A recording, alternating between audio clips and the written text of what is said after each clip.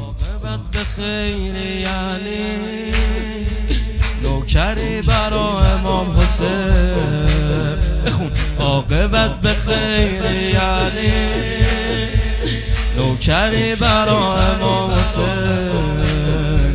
عاقبت به خیر وقتی بمیری برا امام حسین. عاقبتم کنار تو خیر میشه.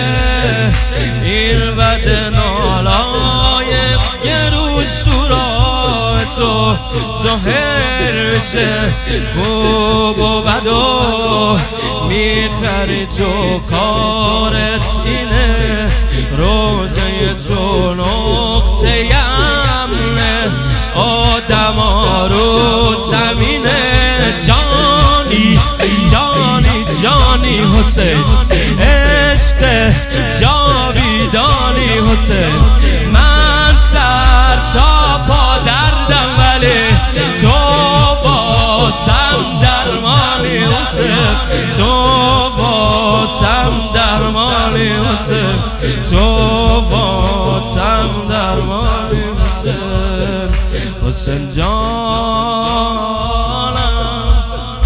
حسین جانم حسین جانم حسین جانم حسین جانم حسین جانم.